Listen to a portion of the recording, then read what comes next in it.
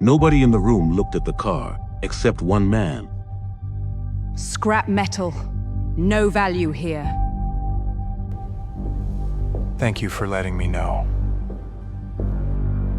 What he saw in that car, no one else in the room could see. The car sat in the back corner of the auction hall, like something the building had forgotten to throw out. Dust covered the hood in a thin gray membrane. The paint, an unfortunate olive green that had clearly been applied by someone who did not love the car, was blistered and peeling along the fenders, and a handwritten tag dangled from the rearview mirror. With an estimate of $5,000 to $8,000, no reserve. Nobody stood near it. Nobody glanced at it. And then Margaret Bellamy, chief executive of Bellamy Crestmont Auctions, the most powerful name in luxury estate sales in Manhattan, walked past, looked down at the man, crouched beside it with a small flashlight in his hand, and said 4 words loud enough for the whole room to hear: scrap metal. No value here. The man in the worn black hoodie did not stand up. He did not argue. He kept looking under the chassis with the unhurried calm of someone who already knew something the rest of the room did not. What did Keanu Reeves see in that car that an entire room of certified appraisers had missed? The answer was worth $8 million. And it started with a lesson an old mechanic in Detroit had taught him 20 years before, on the set of a movie nobody remembers. Keanu finished loading the last toolbox into the passenger footwell of his pickup at 6:45 on a Tuesday morning. Checked the side mirror out of habit and pulled out of the narrow Greenpoint street where his arch motorcycle workshop sat on the ground floor of a converted brick warehouse. The sky was that particular shade of pre-dawn gray that arrives before the city really wakes up, and the traffic on the Pulaski Bridge was thin enough that he could see the water below clearly.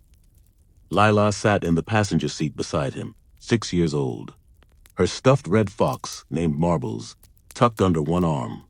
She had the habit her mother used to have, the habit of waking up already fully awake, no transitional period, no grogginess, just open eyes and immediate questions. "Which car is your favorite car in the whole world?" she asked, adjusting one of Marbles's ears with the focused seriousness of someone arranging an important matter. Keanu thought about it for a second, the way he always thought about her questions, without rushing, because she always knew when an answer had been rushed. "A car nobody else has looked at properly yet," he said. She nodded, as though this made complete sense. She tucked her chin against the top of the fox's head and watched the bridge cables slide past overhead. 6 years earlier, before he became her father, in the only way that mattered, Keanu had been on a long film shoot in Atlanta when his cousin Ellis died in a single-vehicle accident on the Cross-Bronx Expressway. Ellis had a daughter. Lila was 18 months old at the time, and her mother had left when she was a newborn. And the family arithmetic at the funeral had been short and brutal. There was Keanu, and there was a state-run facility in Yonkers, and there was nobody else. 8. He signed the papers 4 months later, and learned what it meant to fold a small pair of pajamas in the dark, without waking anyone up. He still acted. He still did the press tours. But he had also bought the workshop building, because Arch Motorcycle could not be his entire life anymore, and because the mechanic who had taught him everything he knew about engines, an old man, Vance Holloway, had once told him that, if he ever wanted to be useful in a real way, he should keep his hands on actual metal. Keanu kept Vance's 3-ring binders on a shelf above his bench. Photographs of factory prototypes from the early 60s. Handwritten notes on weld patterns and casting marks. A small archive of the kind of knowledge that lives in nobody's database. Today he was driving to the Upper East Side for a morning preview at a Bellamy Crestmont estate sale. The kind of event where old money's furniture and forgotten collections get cataloged and sold. He was not there for the Patek Philippe watches or the Impressionist oils. He was there for anything mechanical, anything overlooked, anything in the back of the catalog the main bidders would ignore. He parked the truck 2 blocks from the address, signed Lila into the complimentary care room that Bellamy provided near the main entrance. A small room with beanbag chairs and a television playing animated movies, kissed the top of her head, and walked through the tall front doors of the venue with his flashlight in his jacket pocket, and a black mask pulled up over his nose. He was not hiding from anyone in particular. He simply preferred being looked through rather than looked at. The main hall was high-ceilinged and already crowded with preview guests, all of them moving with the particular confidence of people accustomed to being in rooms where expensive things were displayed. Keanu moved along the edges, reading the lot tags methodically, pausing at a set of vintage tire-changing equipment and a crated collection of dashboard gauges from the 1950s. And then he turned the corner near the back wall and stopped. The car was pushed against the wall between two storage racks of framed artwork, half blocked by a rolling equipment cart, positioned as though whoever had placed it there had been actively trying to keep it out of the way. The paint, that dull olive green, was not original, not by decades. The bodywork was wrong for any production model he recognized, modified or partially stripped, the fender lines altered. But underneath all of that, visible only if you knew precisely where to look, the proportions of the roofline were unusual in a very specific way. Keanu crouched down and turned on his flashlight. He was still crouched there, angled beneath the driver's side door, when he heard footsteps stop nearby. He looked up. Margaret Bellamy was watching him with an expression that combined mild curiosity and something closer to impatience, the look of someone interrupted by a problem they did not ask for. She wore a charcoal Tom Ford suit that had probably cost more than his monthly workshop rent, and her junior appraiser, a younger woman with a clipboard whom Keanu would later learn was named Devon Whitaker, stood half a step behind her. Margaret looked at the car, then at Keanu, then at the car again with the brief, efficient appraisal of someone who had already decided. "This lot has no real value," she said, her voice carrying cleanly in the high-ceilinged room. "It is here as a courtesy to the estate family. We did not want to refuse them." She paused, letting the silence settle, then added with a small precision that landed exactly where she intended it to. "I am not sure this preview is the right fit for certain budget ranges. There is a parts yard in Queens that handles items in this category for a fraction of the price." A few of the preview guests nearby glanced over. One or two almost smiled. Keanu did not stand up immediately. He looked at the car for another 2 seconds, the flashlight still in his hand. Then he stood and met Margaret's eyes through the mask, without any particular expression. "Thank you for letting me know," he said. His voice was quiet. The mask muffled it further. She moved on without registering anything about him, beyond the hoodie and the work boots. Devon Whitaker lingered for a moment, not obviously, just a beat longer than she needed to, and when Keanu glanced at her, she looked away first. There was something in her face he filed away and did not comment on. A man in a charcoal suit appeared briefly at the edge of the hall. Heavy set, a Patek Philippe Nautilus on the wrist, the easy movement of someone who spent a great deal of time in rooms like this, and had stopped noticing them years ago. He was Bennett Cross, a mid-level collector and dealer who had been buying and flipping specialty automotive lots for 2 decades. He looked at Lot 47 with the quick, practiced glance of someone sorting through a bin for something worth saving, found nothing that interested him, and moved on through the doorway. Keanu could see Lila standing at the threshold of the care room, marbles under her arm, looking out at him. He gave her a small nod. She disappeared back inside. He pocketed the flashlight and walked to the registration desk. The bidding room filled to about 60% capacity for the main session, and it thinned considerably after the marquee lots. A collection of estate jewelry and 2 significant paintings cleared in the first 40 minutes.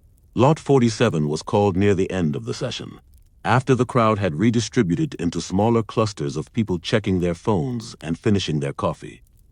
The auctioneer, a Bellamy staff member, filling in for the final stretch, announced it with the same brisk neutral tone used for everything else. Lot 47, automotive item, estimated 5,000 to 8,000, sold as no warranty, no reserve. Bidding opens at 3,000. 3,000 became 5,000 in the first 30 seconds, which surprised nobody. Then the room went quiet again. The way rooms go quiet when nobody particularly wants something. Keanu raised his paddle at 8,000. Bennett Cross, positioned in a far corner with his arms crossed, noticed the bid and looked across the room for the first time with genuine attention. He raised his own paddle, 9,000.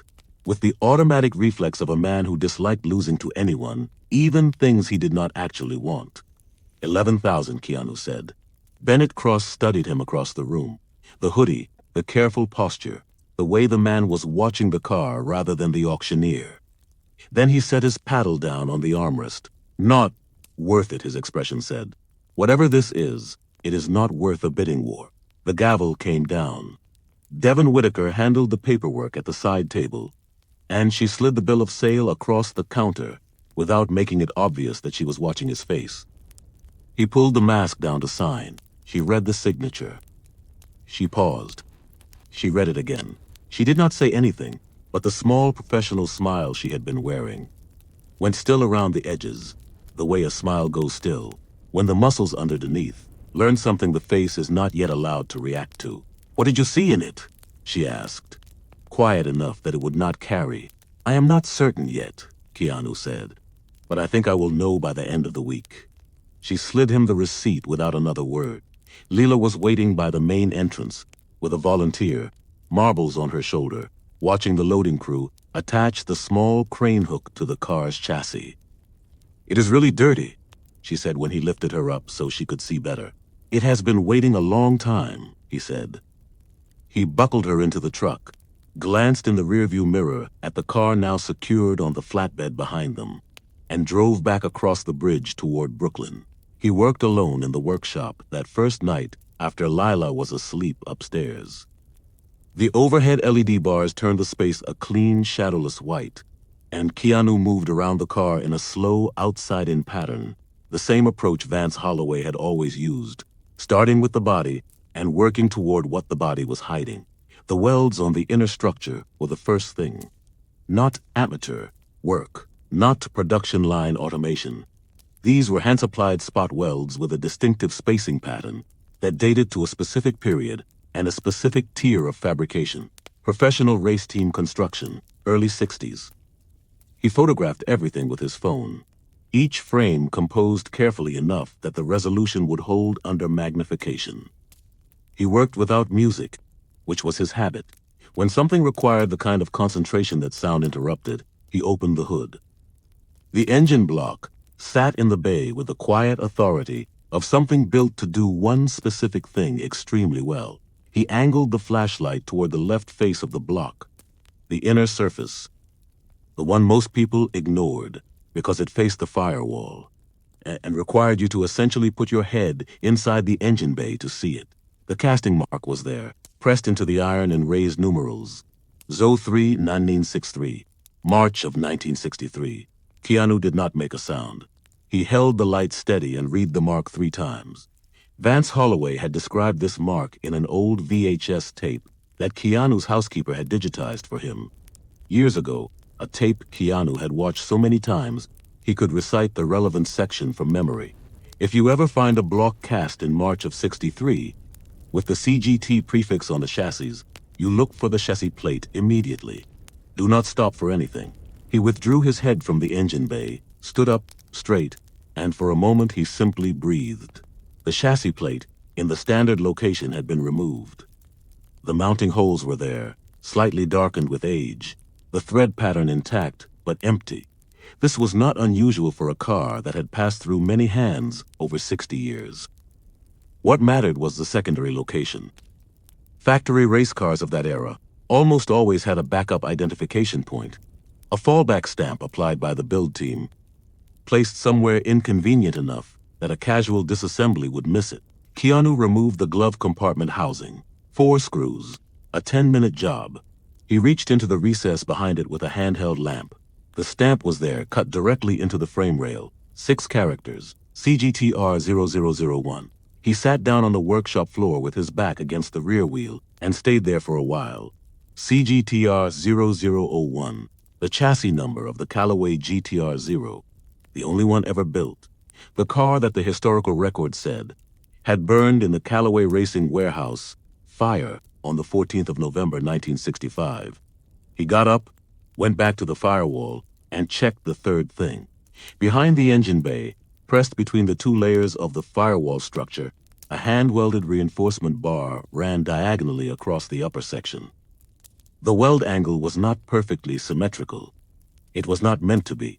It was the deliberate signature of a craftsman who worked by feel rather than by jig. Approximately 73 degrees of angle. A habit so individual it had been documented in a single technical history paper published 30 years ago by the American Automotive Heritage Institute. The paper's author had described the technique as belonging exclusively to one man, Chief Fabricator Arthur Holloway, Vance's older brother. Lila appeared at the workshop doorway at 3 in the morning, her hair uncombed, marbles hanging from one hand, bare feet on the concrete step. "Are you okay?" she asked. "I am fine," he said. "Go back to sleep." She looked at him, then at the car, with the evaluating gaze children deploy when they suspect adults are underreporting. "Did you find what you were looking for?" Keanu looked at the car for a long moment. "I think I might have," he said. She padded back to bed. He reached for his phone and dialed a number he had not used in 2 years. Dr. Wendell Holloway was 72 years old, retired from the directorship of the American Automotive Heritage Institute, and the only living authority on Callaway Racing's factory operations. He was also Vance's son and Arthur's nephew. Keanu had met him twice in person, once as a young man on the set of a film in Detroit, when Vance had brought him to a vintage racing conference, and once 5 years ago when Wendell had come to the Brooklyn workshop to authenticate a set of period documents Keanu had inherited. When Keanu called at 8 in the morning on the third day, he did not explain the full situation. He simply read 3 pieces of information from his notes. 03-1963, CGTR 0001, hand-welded firewall bar, approximately 73 degrees. The silence on the other end lasted long enough that Keanu checked to see if the call had dropped. Then Wendell said, in a voice that had become very quiet and very careful, "Send me photographs. Every photograph you have. Right now." Keanu sent 47 images. 2 hours later, Wendell called back on video. He had a colleague with him, a Belgian academic named Dr. Caron, one of the few surviving researchers who had worked directly with original Callaway factory records in the 1990s. Dr. Caron went through the photographs one by one, without speaking for close to 20 minutes.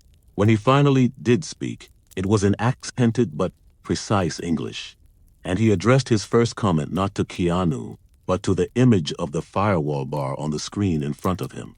"The weld," he said, 73 degrees. "This is Arthur's technique." Wendell translated the weight of that. Though it needed no translation, my uncle welded this car. There was a silence in the call that was different from ordinary silence. The kind that comes when something long believed impossible turns out to be simply unlikely, which is a different category entirely. Wendell looked at Keanu through the screen and spoke directly. "If the engine is original, unmolested, unreplaced, and if the chassis stamp is what you say it is, then what you have is the GTR 0, the only one. There is no second car. The fire destroyed the records and the components, but not the car." Keanu asked the question that needed asking, estimated value. Wendell was quiet for a moment. "We need formal authentication before anyone says a number. But speaking conservatively about the current market for factory prototype race cars of this significance, I would say 7 to 9 million is a careful estimate. It could go higher." Keanu ended the call. He set the phone face down on the workbench and stood at the workshop window, looking out at the narrow street. Across the sidewalk, Lila was in the small fenced yard beside the workshop building, walking marbles along the top of the fence railing with great concentration, narrating a story to herself. In a voice too low to hear, he watched her for a long time. Then, he turned back to the workshop and began preparing the car for a more thorough inspection. The black Range Rover appeared outside the workshop. At 9 in the morning on the 5th day, Keanu saw it from the second-floor window while he was making coffee. Idling, engine, tinted glass, the specific quality of stillness that belongs to a vehicle waiting for its driver to do something rather than go somewhere. Bennett Cross came through the front door without knocking, because men like Bennett Cross did not knock on the doors of repair shops. He had a young attorney with him, briefcase, expensive haircut, the slightly rigid bearing of someone who had been told this would be a short meeting. Bennett looked at the workshop. The tools hung on pegboard, the lift hydraulics, the calendar from a parts supplier on the wall, with an expression that managed to be simultaneously unimpressed and calculating. He did not at first recognize the man in the t-shirt and jeans standing at the coffee maker. Then he did. His expression flickered through three things, quickly, and settled on something more careful than where it had started. "You bought a car at the Bellamy session 2 days ago," he said. "I bought a car," Keanu confirmed. "Everything processed correctly. I have the paperwork." Bennett smiled with one side of his mouth. "I am not here about the paperwork. I want to buy it back from you." The attorney placed an open folder on the workbench, a contract already prepared. A number printed in bold at the top, $200,000, wire transfer. Same day. Keanu did not look at the folder. "No," he said. Bennett paused in the way of a man unaccustomed to that word being the first and only one offered. "You paid $11,500. I am offering $200. That is a reasonable offer." "No," Keanu said again. "Same way." Bennett's expression shifted into something more deliberate, the social smile replaced by the face he presumably wore in negotiations he expected to win. The estate family has their own attorneys looking at the terms of the original sale. There may be a question about whether items of exceptional undisclosed value were properly represented in the estate inventory. The attorney shifted his weight slightly, which told Keanu that this particular argument had some technical merit and some significant gaps. The lot was sold as is. No warranty, no representation of value, Keanu said. Bellamy Crestmont made no claims about the car in either direction. I reviewed the sale terms before I placed a bid. The purchase is legally complete. The attorney's slight shift became a slight stillness, which was more informative. Bennett studied Keanu for a moment, with the recalibrating attention of someone who had expected a shorter conversation. Lila appeared in the interior doorway, connecting the workshop to the stairwell, marbles under her arm, looking at the unfamiliar man with the frank curiosity of a 6-year-old who had not yet learned to pretend she was not looking. Bennett glanced at her, then back at Keanu, and when he looked at Keanu again, something in his expression had changed. A new calculation, a different kind of leverage being considered. Keanu did not look at Lila. $300,000, Bennett said. Final. Keanu turned his head toward the doorway. "Lila," he said, very calmly, "go upstairs, please." When the sound of her footsteps had faded on the stairs, Keanu looked at Bennett Cross and said, in a voice that was quiet and completely even, "You should get in your car and leave before I call my attorney." Bennett Cross left. He paused at the door and turned back once, not to speak, just to look at the car on the lift, still in its olive green paint, still battered and dusty, and to any eye but the right one entirely worthless. His expression was not the expression of a man who had given up. Keanu watched the Range Rover pull away, picked up his phone, and called Wendell Holloway. "We need to move faster," he said. Wendell drove down from Boston the next morning in his old Volvo, arriving at the Brooklyn workshop at 10 with a leather document case under one arm and a 35mm film camera in a canvas bag over his shoulder. He parked at the curb, came through the open roll-up door, and stopped just inside, looking at the car from 15 feet away, as still as someone who had waited a very long time for something and was not sure yet whether it was what they had hoped. He set his bags down and approached slowly, the way you approach something fragile. Not because the car was fragile, but because the moment was. He crouched beside the engine bay, and when he pressed his palm flat against the diagonal weld bar on the firewall, his voice was low and not quite steady. "This is my uncle's weld." He was not talking to Keanu. He was talking to the metal, or to a version of the room that existed some 60 years before the present one. The authentication took 3 hours, Wendell worked with the methodical patience of a man who had spent 50 years doing this, photographing everything on film. He did not trust digital for records of this significance. Cross-referencing each finding against documents, he had brought in the leather case, original Callaway factory blueprints, his uncle's hand-annotated build logs, a fragmentary set of supplier invoices from 1962 and 1963. The chassis stamp matched, the block casting date matched, the weld geometry matched. And then Wendell found something even Keanu had not found, because it required knowing specifically where to look and why it might be there. Tucked into a narrow recess along the inner dash rail, clipped to the frame steel with a small metal fastener, was a cylinder of thin plastic housing, the kind of improvised preservation case that a careful man might construct from materials available in a factory tool room. Inside the cylinder, rolled around a short wooden dowel, was a single sheet of paper, a build sheet, a factory production record, dated the 31st of March 1963, chassis designation CGTR 0001, engine designation CBRV 80003, signed at the bottom, A. Holloway, Senior Fabricator. The handwriting was the compact left-leaning cursive of someone who had written production notes in the margins of Blutz for 30 years. Wendell held the paper in both hands, without speaking for a very long time. When he finally looked up, his eyes were red. He hid it here, he said. He knew the car would not be burned. He hid the proof.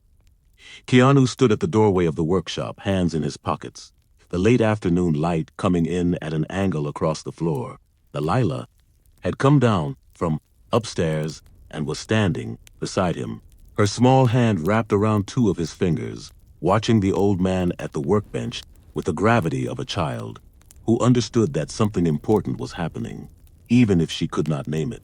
By 5, Wendell had signed and notarized the formal authentication certificate.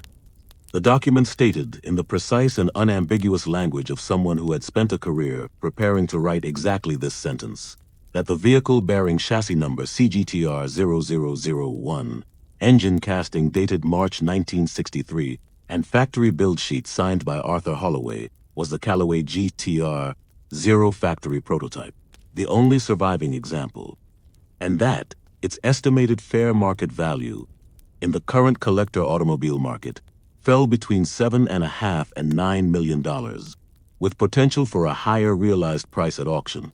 Given the historical uniqueness of the piece, Wendell shook Keanu's hand at the front door, holding it for a moment before letting go. "How did you find it?" he asked. Keanu glanced down at Lila, who was leaning against the door frame, marbles balanced on top of her head. "Your father taught me how to look," he said. Wendell nodded. Got in his Volvo, drove north into the early evening. Keanu went inside and called the main line for Bellamy Crestmont auctions. The call was transferred twice before reaching Margaret Bellamy directly, which was unusual for an unsolicited inbound. She answered with the practiced efficiency of someone managing a dense schedule, and Keanu said what needed to be said without preamble. He owned the Callaway GTR 0. It had been formally authenticated by Dr. Wendell Holloway, and he wanted to sell it through Bellamy Crestmont in a dedicated single-lot auction. There was a silence on the line that was different from the processing pauses of normal business conversation. Longer, shaped differently. The silence of someone rearranging a mental picture, rather than retrieving information. "Lot 47, Margaret said. "Yes," Keanu said. Another silence. "I will need to see the authentication documents. Dr. Holloway is available for a direct call if you need it." There was the sound of something being set down carefully on a hard surface. "We will schedule a special session," she said. "Friday. We will handle all the preparation on our end." Her voice had retained its professional precision, but had shed something else, a particular quality of controlled authority that had been present in every previous exchange. The vocal equivalent of looking at someone from a height. "May I ask who I am speaking with for the record?" she said. Keanu Reeves. The silence that followed was the third silence of the call, and it was the longest. "Mr. Reeves," she said, "I will personally oversee the preparation." "Thank you," he said, and ended the call. That evening, Lila sat on the high stool beside his workbench, while he worked on a 1968 muscle car that had nothing remarkable about it, except that it ran, and its owner needed it back by the following week. "Are you selling the dirty car?" she asked. "Yes," he said, not looking up from the carburetor he was rebuilding. "Well, you just got it." He set down the float and thought about how to answer in a way that was true and small enough to carry. "Because some things do not belong in just one person's workshop," he said. She considered this, turning marbles over in her hands. "Like a library book," she said. He looked at her. "Exactly like a library book," he said. She seemed satisfied with that. She watched him work until her eyes started closing, and then he carried her upstairs without waking her, pulled the blanket up, and went back down to finish the carburetor. Bellamy Crestmont sent the press release at 8 on Friday morning. Special single-lot session. 1963 Callaway GTR 0, sole surviving factory prototype, authenticated by Dr. Wendell Holloway. Consigyor's name was withheld at the consigyor's request, but the room knew. The room always knows. By 10, 3 international automotive history publications had picked up the announcement. 12 international bidders had registered for remote access. The main bidding room at the Bellamy venue had more people in it by 11:30 than it typically saw at its flagship spring sales. Keanu drove across the bridge in the same pickup, Lila beside him in a navy dress with marbles on her lap. He wore a black button-down shirt and dark jeans, no suit, no tie, nothing that would have made him unrecognizable to anyone who had seen him 3 days earlier, crouching beside a car nobody wanted. He parked, took Lila's hand, and walked through the main entrance. People looked, not because of what he was wearing, but because the press release had not needed to name him for anyone in this particular industry to figure it out. Devon Whitaker met them at the main door with 2 access cards. She looked at Lila with genuine warmth. "What is your name?" she asked, crouching slightly to meet the child's eye level. "Lila," the girl said.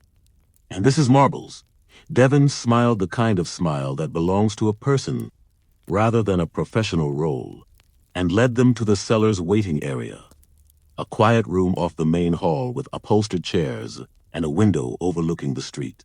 Bennett Cross was already in the bidding room when Keanu walked through before the session began, seated in the second row. Arms folded, jaw set in the particular expression of a man who had decided he could still salvage something from a situation that had moved substantially against him. He had registered to bid. Keanu noted this and said nothing about it. Wendell was in the front row, his leather document case on the seat beside him, watching the car, which had been brought in on a low platform, cleaned carefully but not restored, every original surface intact and honest, with the patient attention of someone sitting with a very old friend. Margaret Bellamy stepped up to the podium. The room quieted. She introduced the lot with the precise historical language that the authentication documents provided, reading from notes she had clearly prepared carefully. And then she opened the bidding at $2 million. $2 million became $4 million in the first 15 seconds. 3 international phone bidders coming in simultaneously from the remote lines. $4 million became 5.8 before 30 seconds had elapsed. Bennett Cross raised his paddle at $6 million, and the figure climbed past him. 6.5 from a Swiss collector on screen. 7 million from Cross. 7.8 from the screen. Cross, 8 million. The screen went quiet. Margaret looked out over the room, her voice steady. 8 million going once. No movement from the screens. Keanu was standing at the side of the room near the wall, one hand resting on Lila's shoulder. She did not understand the numbers. They were too large, too abstract, outside the scale of anything in her daily life. But she was watching her father's face and reading. What was there with the acuity that children develop when they have learned to pay close attention to the adults they depend on? 8 million going twice. The room held its breath. The gavel came down. Sold $8,200,000. The room released. Applause, the murmur of voices, the soft percussion of phones being raised. Bennett Cross stood, buttoned his jacket without looking at anyone, and walked out through the side door with the unhurried gait of a man managing a defeat in public. Wendell did not stand. He sat in the front row and looked at the car on the platform, with his hands folded in his lap and his eyes gone bright and wet. Keanu looked down at Lila. She looked up at him. She did not ask about the number. She held Marbles tighter with one arm and put her other hand into his. The consequences for Margaret Bellamy began before she made it back to her office. By the time the auction had cleared the room, 3 of the journalists in attendance had already filed the story, and a photograph of Margaret at the podium next to a photograph of the work-jacketed figure from Tuesday's preview, sourced from the venue's own internal security feed and leaked within hours, was on the front page of 2 automotive publications and a New York Metro tabloid. The framing wrote itself. The headline in the Post read, "CEO calls world-famous actor's $8 million find, quote, scrap metal, yun." The Times took a calmer angle and was therefore worse for her. What broke open the situation, though, was not the celebrity angle. It was Devon Whitaker. On Saturday morning, Devon sent an email to the Bellamy Crestmont Board of Directors with 3 attachments: a spreadsheet of 17 instances over a 4-year period in which Margaret had made dismissive or contemptuous remarks toward attendees she had judged to be the wrong kind of buyer, 3 signed witness statements from former Bellamy employees, and a copy of an internal training memo written by Margaret herself, in which she had described a category of preview attendee. Quote, that we should be discreetly steered toward less prominent lots so as not to dilute the room's energy for serious bidders. Unquote. The board met on Sunday. On Monday morning, at 7:15, 3 former auction attendees gave interviews on a morning news program. A retired postal worker from Yonkers named Earl Vance, who had inherited a collection of vintage watches from his late wife, and had brought them to Bellamy for appraisal in 2022, only to be told in front of other attendees that the venue had a, quote, certain caliber of consignor it preferred to work with, unquote. A high school art teacher from Bay Ridge named Cora Mendelssohn, who had attended a Bellamy preview wearing a knee-length winter coat from a department store and had been intercepted by a Bellamy staff member at the door and politely informed that the preview was, quote, by invitation only, unquote, despite the fact that the preview was public and she was holding the public invitation. And a third witness, a Marine Corps veteran from the Bronx named Dale Brennan, whose interview was the one that landed hardest because he simply described, in a flat, emotional voice, being escorted out of the building by security after asking a question about a lot that Margaret Bellamy had decided he should not be asking about.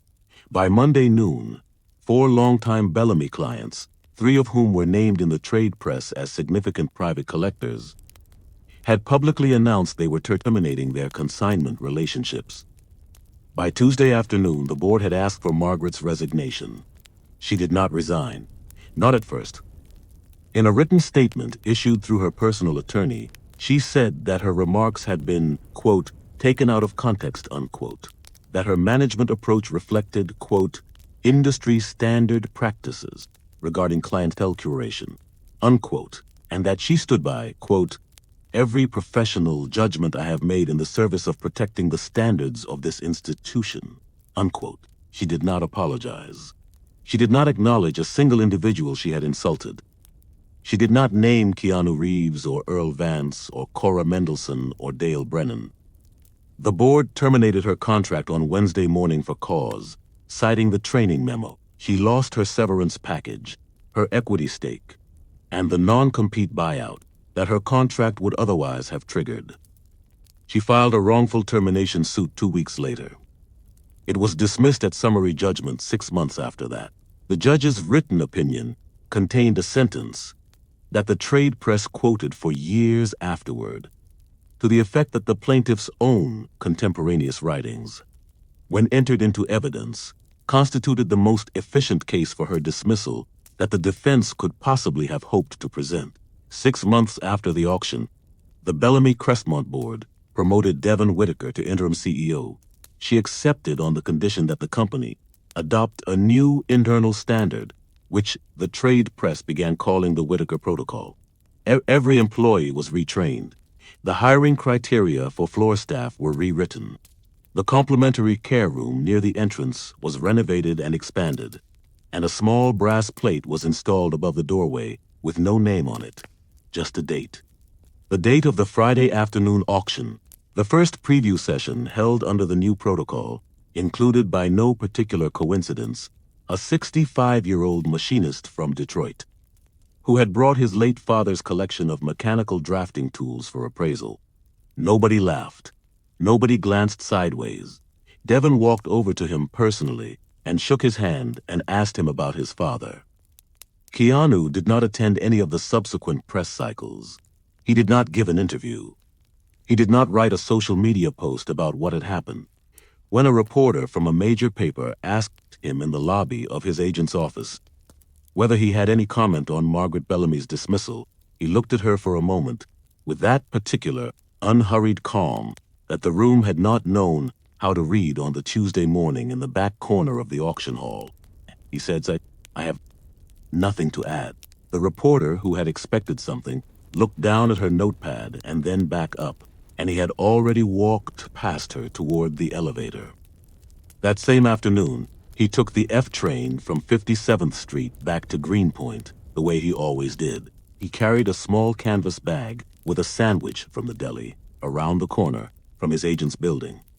He sat in a corner seat and read a paperback. A young man sitting across from him recognized him after about 3 stops and made the particular face people make when they have decided to behave well, and Keanu nodded at him once, slightly, and went back to the book. The young man got off at Bedford. Nobody else paid attention. He walked the 4 blocks from the station to the workshop, opened the door, and Lila was sitting on the high stool beside the bench, with marbles on top of the toolbox in the same architectural arrangement as the night before. "What did you do today?" she asked. Same way she always asked, as though the answer would decide an important matter. "Looked at a car," he said. "Was it a good one? I do not know yet. Still looking." She considered this. "Like the dirty one," she said. "Like the dirty one," he agreed. She nodded, satisfied, and went back to her arrangement. That evening, locking up the workshop, his phone buzzed on the bench. A text message from an unknown number, though the initials at the bottom identified the sender clearly enough. "I want to apologize for what I said that morning. Not because of what the car turned out to be, but because I judged before I looked. I understand now what that cost and what it could have cost." MB, he read it once. Then a second time he typed a reply. "Thank you for writing this. KR." He set the phone down. He stood for a minute in the dim of the workshop. Outside, a single street lamp threw a long rectangle across the concrete floor, and in it, the 1968 muscle car sat on the lift. Nothing special, nothing hidden. Just a car that needed work. He looked at it for a while anyway. Habit. The habit Vance Holloway had taught him. The habit of looking at ordinary things long enough and carefully enough that sometimes the ordinary things turn out to be something else entirely. There are things people walk past without any obvious reason to stop. There are things parked in the backs of rooms, tagged and priced and ignored by almost everyone, waiting for the one person who knows where to look and why. Most people never meet that person, and that person, quietly, without hurry. Wrong by the world's first count and right by everyone's count afterward, almost never announces themselves. They just crouch down at the end of the hall, shine a small flashlight under a car everyone else has written off, and see what nobody else bothered to find. Not because they were lucky, because somebody a long time ago taught them how to look.